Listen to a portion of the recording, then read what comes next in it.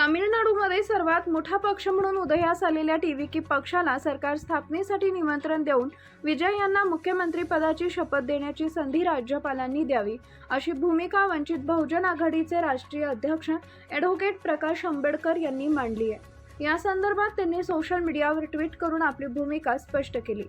राज्यपाल विजय यांना टीव्हीकेकडे बहुमताचा आकडा नसल्याचा संशय या कारणावरून सरकार स्थापनेसाठी बोलावण्यास नकार देऊ शकत नाहीत असं त्यांनी म्हटलंय। भारतीय संविधानातील अनुच्छेद 164(2) नुसार विजय आणि त्यांच्या मंत्रिमंडळाला विधानसभेत बहुमत सिद्ध करावं लागेल असंही त्यांनी स्पष्ट केले। यापूर्वी त्यांनी यापूर्वीच्या 2 घटनांचा संदर्भ दिलाय। 1989च्या लोकसभा निवडणुकीनंतर काँग्रेस हा 194 जागांसह सर्वात मोठा पक्ष होता। तत्कालीन राष्ट्रपती रामास्वामी वेंकटरमण यांनी प्रथम काँग्रेसला सरकार स्थापनेसाठी आमंत्रित केले होते।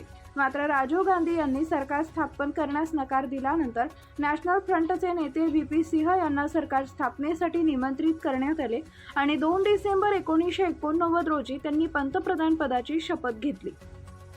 तसेच 1996च्या लोकसभा निवडणुकीनंतर भाजप सर्वात मोठा पक्ष म्हणून समोर आला होता। मात्र बहुमतासाठी आवश्यक आकडा नसल्याने त्रिशंकू लोकसभा निर्माण झाली। तत्कालीन राष्ट्रपती शंकरदयाल शर्मा यांनी अटल बिहारी वाजपेयी यांना सरकार स्थापनेसाठी आमंत्रित केलं होतं आणि त्यांनी पंतप्रधान पदाची शपथ घेतली होती।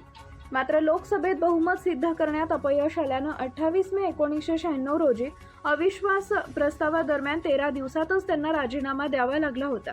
याच पार्श्वभूमीवर सर्वात मोठा पक्ष म्हणून टीव्हीकेला सरकार स्थापनेसाठी आणि विजय यांना तामिळनाडूचे पुढील मुख्यमंत्री म्हणून पदभार स्वीकारण्यासाठी राज्यपाल राजेंद्र अर्लेकर यांनी विधिवत निमंत्रित करावे अशी मागणी प्रकाश आंबेडकर यांनी केली आहे। तसेच त्यांना विधानसभेच्या पटलावर बहुमत सिद्ध करावं लागेल असंही त्यांनी नमूद केले। Subscribe now and press the bell icon. Never miss an update.